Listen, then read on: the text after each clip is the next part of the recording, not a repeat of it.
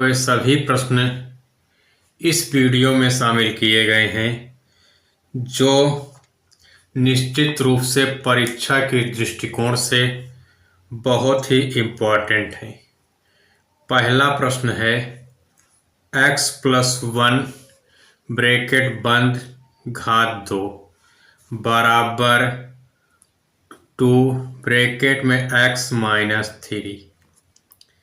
फिर पहला प्रश्न जो आपका बन रहा है x+1 ब्रैकेट बंद इसकी घात 2 बराबर 2 ब्रैकेट के अंदर x-3। ठीक, इसमें कहा क्या है, जांच कीजिए कि द्विघात समीकरण है या नहीं। तो हम कुछ बेसिक जान लेते हैं, इसके बाद सवाल पे आएंगे। बेसिक ये है कि दो घात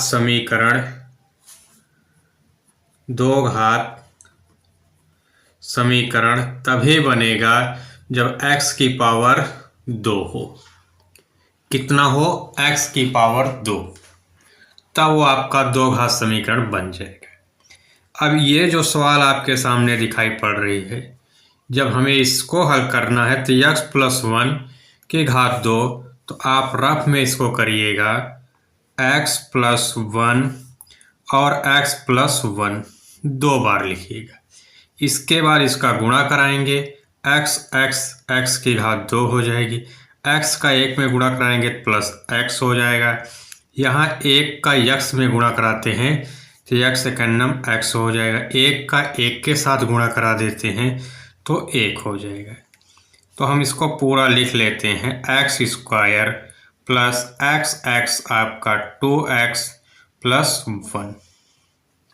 एक उत्तर आपका आ गया x² प्लस 2x+1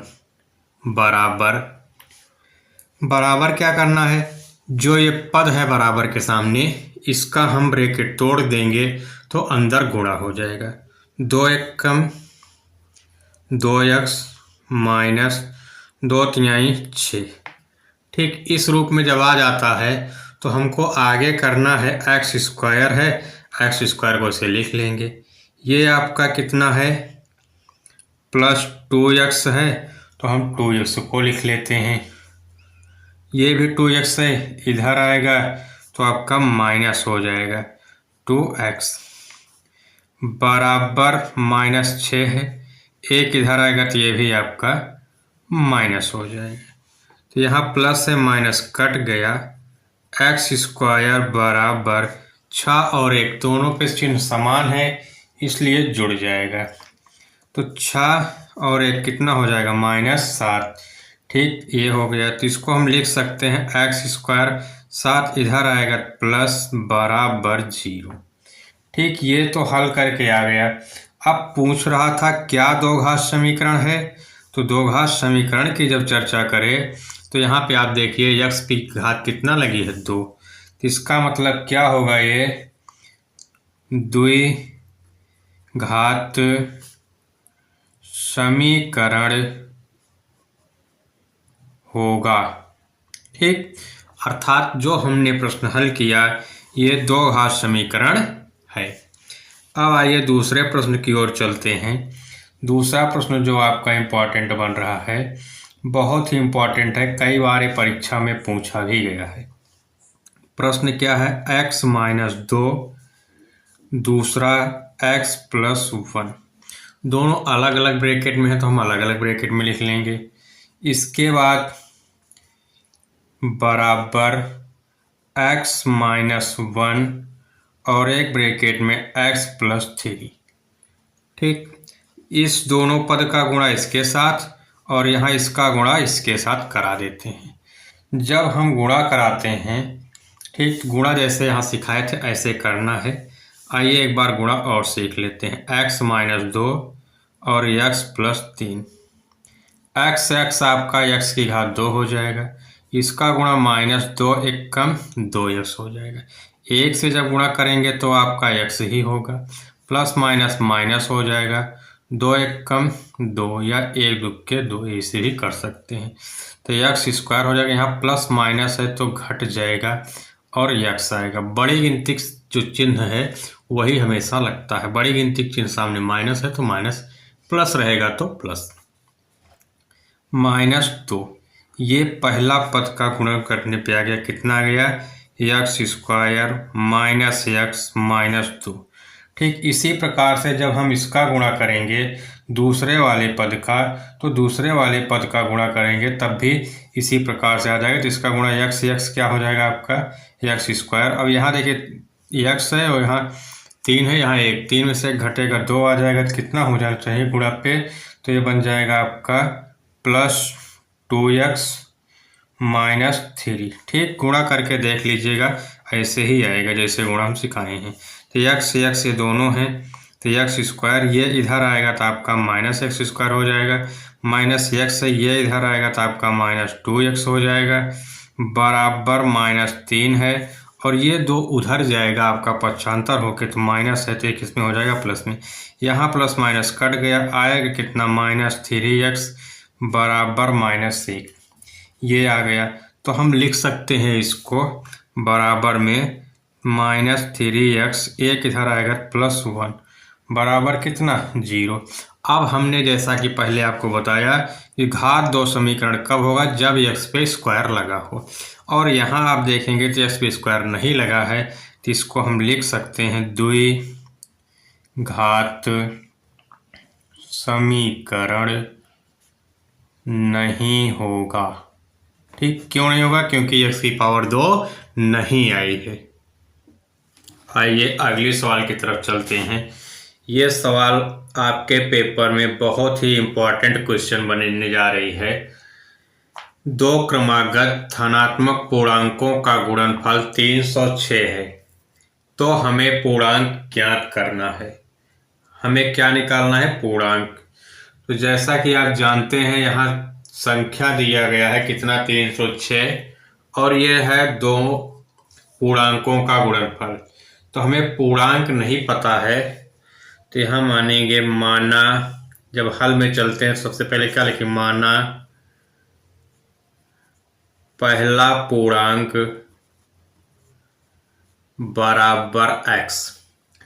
पहला पूर्णांक जब हम x मान लेते हैं तो दूसरा क्रमागत है, तो दूसरा पूर्णांक आपका हो जाएगा, दूसरा पूर्णांक क्रमागत है तो क्रम से रहेगा तो x + 1। पहला आपका x, दूसरा आपका बन जाएगा x + 1। इतनी बात समझ में आ गई है। अब इसके बाद कह रहा गुणनफल, तो हम गुणनफल के जब बात करें तो यहाँ लिखेंगे प्रश्नानुसार यहाँ पे कह रहा गुणनफल, तो गुणनफल किसका, पहला और दूसरा। पहला क्या है x, ब्रैकेट में आपका हो जाएगा x + 1, दोनों का गुणनफल, और कितना आना चाहिए मान 306। ये आपके सवाल में दिया गया है। x का इसमें गुणा करा देंगे, ब्रैकेट तोड़ देंगे, तो x का x के साथ गुणा कराते हैं तो x की घात 2 हो जाएगी, x का 1 में गुणा करेंगे तो x का नम x हो जाएगा, बराबर 306। इसके बाद x स्क्वायर को ऐसे उतार लेंगे, प्लस x को भी लिखेंगे, ये पद इधर आएगा, यहाँ पक्षांतर हो किधर आएगा -306, क्योंकि यहाँ प्लस था तो इधर आता है तो माइनस हो जाता है, बराबर 0। अब हमको 306 का ऐसा गुणनखंड हेरना है कि गुणा करें तो 306 आ जाए, और जोड़ें या घटाएं तो 1 आ जाए, क्योंकि यहाँ 1 है।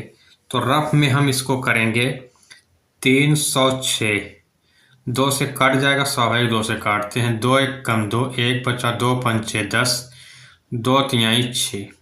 इसके बाद एक कट जाएगा आपका 3, 3 पचे 15, 3 एक कम 3, फिर कैसे कटेगा, 3 से कट जाएगा, 3 दूनी 6, 3 एक कम 3, एक ही बढ़ जाएगा ना, 3 एक कम 3, 2 बचेगा 21, 3 सत्ते 21, 17 आ गया। 17 किससे कटता है, 17 से ही कटेगा। तो यहाँ 2 तिहाई 6 और 6 त्रिक 18, कहने का मतलब है 18 गुणे 7, ये आपका मान आ रहा है 18 गुणे 7। तो हमको लिखना क्या है यहाँ, एक्स स्क्वायर, ठीक, कितना 18x प्लस में और माइनस में 17x कर देते हैं। जब 18 17 का गुणा करेंगे 306 आ जाएगा, और 18 में से 17 घटा देते हैं तो आपका x भी आ जाएगा। माइनस 306 है, 306 को इसी प्रकार से लिख देते हैं। यहाँ ब्रैकेट बना देंगे और जो जो चीज़ें कॉमन है उसको कॉमन कर लेते हैं। x कॉमन है तो ब्रैकेट बच जाएगा x प्लस 18। यहाँ क्या कॉमन है, माइनस 17, तो ब्रैकेट में x माइनस माइनस प्लस, और 17 से भाग देंगे तो कितनी बार जाएगा, जो आगे पद बचा इतनी बार जाएगा, 18 बार। भाग दे के आप चेक कर लीजिए, दोनों अलग अलग जो ब्रैकेट में है तो इसको हम एक बार लिख लेते हैं x प्लस 18, और इन सब के बराबर आप 0 लिखते चलेंगे। x माइनस 17 भी लिखेंगे बराबर 0। अब यहाँ हमको एक ही पद हल करना है, चाहे इसको हल करें चाहे इसको, तो चाहे इसको वाली बात यहाँ नहीं लागू होगी।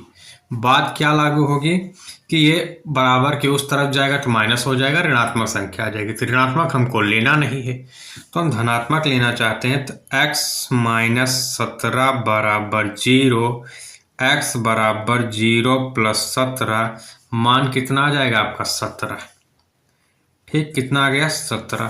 तो x का मान आपका 17 आ गया है, तो पहली संख्या x बराबर आप 17 लिख दीजिएगा। दूसरा क्या है, x प्लस 1 है, तो यहाँ 17 प्लस 1, 17 1 कितना हो जाएगा 18। दूसरा आंसर आपका कितना आ जाएगा, 18 आ जाएगा। आई होप आपके सवालें समझ में आ रही होंगी। और एक निवेदन है आप लोगों से कि यहाँ पे कोई शुल्क नहीं लिया जाता, ठीक, पूरी तरीके से निःशुल्क तैयारी करवा रहे हैं। जब तक पेपर हो नहीं जाएगा आपका, इसी प्रकार के वीडियो और भी आते रहेंगे। तो अगर आप चैनल पर नए हैं, चैनल सब्सक्राइब नहीं किए हैं तो सब्सक्राइब कर लीजिए। अगर अपने दोस्तों के पास चाहते हैं शेयर करना ताकि उनको भी इस तरह की जानकारी मिल सके, तो अपने दोस्तों के पास भी शेयर कर सकते हैं। अब आइए अगले सवाल की तरफ चलते हैं। ये जो सवाल आपके सामने दिख रही है, बहुत ही इम्पोर्टेंट सवाल ये भी बनने जा रही है। रोहन की माँ उससे 26 वर्ष बड़ी है, उनकी आयु का गुणनफल अब से 3 वर्ष पश्चात 360 हो जाएगी, तो वर्तमान आयु क्या होगी। यहाँ सबसे पहले हम लिखते हैं हल। रोहन की बात कर रहा है तो हम यहाँ मानेंगे माना रोहन की आयु बराबर x। रोहन की आयु कितना मान लेते हैं, x, और रोहन की माँ की आयु, रोहन की x है और इनसे कितनी बड़ी है 26, तो x प्लस 26 हो जाएगी। अब इसके बाद जो प्रश्न कह रहा है 3 वर्ष पश्चात, तो 3 वर्ष पश्चात जब कहे तो जोड़ देना है और पूर्व कहे तो घटा देना है। तो यहाँ हम लिखते हैं 3 वर्ष पश्चात रोहन की आयु कितना हो जाएगी, x प्लस 3, कामा रोहन की माँ की आयु 3 वर्ष पश्चात इनकी कितना हो जाएगी, x प्लस 26 प्लस 3, तो जोड़ देंगे तो x प्लस 29, ये तो इनकी आय हो जाएगी। ठीक, इसके बाद नीचे नई लाइन से आइएगा, लिखिएगा प्रश्नानुसार में कह क्या रहा है, 3 वर्ष गुणनफल है जो कितना हो जाता है 360 पहले वाले सवाल में था, इसमें कितना हो जाता है 360। तो अब 360 की जब बात कर रहा है तो गुणनफल किसका, ये x प्लस 3, तो x प्लस 3 और दूसरे ब्रैकेट में x प्लस 29, इसका गुणनखंड गुणा करेंगे तो कितना आना चाहिए 360। ठीक, तो अब इसका गुणा जैसा हम सिखाए थे पहले ही आपको गुणा करना, लेकिन यहाँ एक दूसरे भी ऐसा ट्रिक बताते हैं कि आपको बिना गुणा किए भी आप कर सकते हैं। ठीक, और बहुत सिंपल बहुत इजी वे इसमें है। जैसे देखिए x है तो हम इसका डायरेक्ट गुणा करा देते हैं, एक्स स्क्वायर हो जाएगा। इसके बाद एक्स स्क्वायर ये कितना है 3 और इसका गुणा करा 3x हो जाएगा। देखिए इसका गुणा इसमें हो गया, ये x का गुणा इसमें किए लिख ली। अब बचा आपका 3 का इसमें गुणा करा 3 एक कम 3x हो जाएगा। ठीक, इसके बाद बचा क्या 3 का इसमें गुणा करा दिए। अब इस x का इसमें कराए थे, यहाँ 29 बचा था तो इसका गुणा इसमें करा देते हैं, कितना आ जाएगा 29x। अब ध्यान समझिए, इसका गुणा इसमें हुआ, इसका गुणा इसमें हो गया, 3 का गुणा इसमें हुआ 3x, 3 का गुणा 29 के साथ कराएंगे कितना हो जाएगा 3 9 27 के साथ हासिल 2, 3 दूनी 6 2 8 प्लस कितना हो जाएगा 87 बराबर कितना 360। तो यहाँ क्रम से करेंगे एक्स स्क्वायर प्लस 29 और 3 दोनों को जोड़ लेना है, तो 29 में 3 जोड़ेंगे कितना हो जाएगा 32x प्लस 87 माइनस 360 बराबर 0। जो 360 था बराबर किस तरफ लाते हैं, किस में हो जाएगा ये माइनस में हो जाएगा। तो एक्स स्क्वायर प्लस 32x, यहाँ प्लस माइनस माइनस हो जाएगा, 360 में 87 घटा देते हैं, 10 में से 7 घटेगा आपका 3 आ जाएगा, बचा 5 इधर का 15 में से 8 घटेगा 7 आ जाएगा, यहाँ से एक उधार गया था बचेगा 272 इक्वल 0। अब 272 का जैसे अभी हम 306 का गुणनखंड निकाले थे, ठीक वैसे ही हमको किसका गुणनखंड निकाल लेना है 272 का। और ध्यान दीजिएगा कि ऐसा गुणनखंड जो जोड़े या घटाएं तो कितना आना चाहिए 32। ठीक, तो इसका गुणनखंड हम बता देते हैं एक्स स्क्वायर प्लस कितना 39x माइनस 7x, 39 का 7 से गुणा करा देंगे तो 272 आ जाएगा, और 39 में 7 घटा देते तो आपका 32 आ जाएगा। अब माइनस यहाँ 272 था तो 272 को हम 273 था 273 को ऐसे लिख लेते हैं बराबर 0। इसको हम ब्रैकेट बना लेंगे, दो कैसे जोड़ा बना के, x कॉमन है तो x कॉमन ब्रैकेट में x प्लस 39, यहाँ क्या कॉमन माइनस 7 तो ब्रैकेट में x माइनस माइनस प्लस, जो ये 39 था यहाँ भी भाग देने पर 39 ही आपका बच जाएगा। इसके बाद करना क्या है, दोनों को हम अलग अलग ब्रैकेट में तो एक में कर लेते हैं, x प्लस 39 एक ब्रैकेट में और दूसरे ब्रैकेट में x माइनस 7 बराबर कितना 0। हमने बताया था कि ये जो प्लस है ये उधर जाएगा माइनस हो जाएगा, ये वाला मान नहीं लेना है हमको, मान कौन लेना है ये वाला।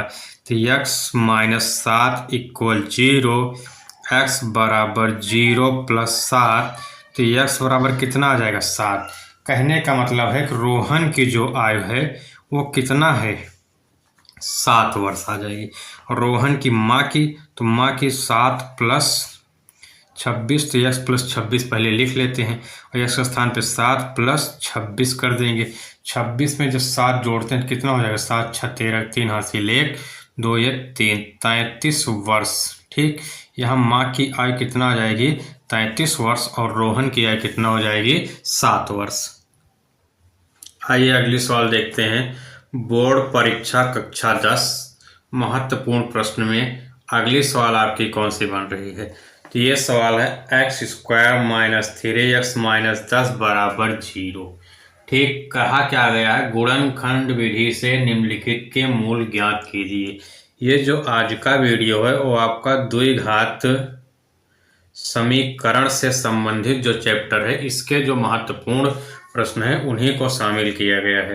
तो यहाँ हम एक्स स्क्वायर लिखेंगे, 10 का ऐसा गुणनखंड बनाएं कि जोड़े घटाए पे 3 आए और गुणा करने पे 10 आए, 2 पंचे 10, 5 एक कम 5, तो ये आपका आएगा 2 गुणे 5, 2 का गुणा 5 करते हैं तो 10 भी आ जाता है, और 5 में से 2 घटा देते हैं तो आपका 3 भी आ जाता है। तो हमको लिखना क्या है 5 -5x प्लस कितना 2x -10 बराबर 0। यहाँ प्लस इसलिए लगा दिए हैं क्योंकि यहाँ प्लस है, यहाँ माइनस रहेगा तभी ये घटेगा।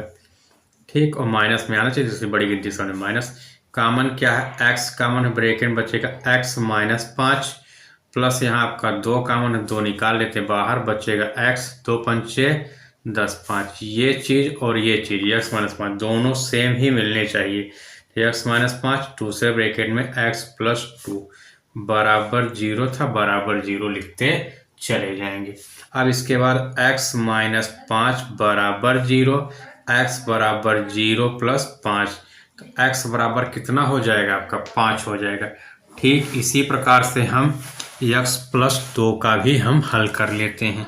तो x + 2 बराबर 0, x बराबर 0 - 2, x बराबर -2। ठीक, तो यहाँ पे आपका +5 आ रहा है और यहाँ पे कितना आ रहा है -2। तो इस प्रश्न का जो सही उत्तर आएगा x बराबर 5 और एक दूसरा कितना -2। ठीक, तो 5 और -2 दो घात समीकरण के मूल होंगे।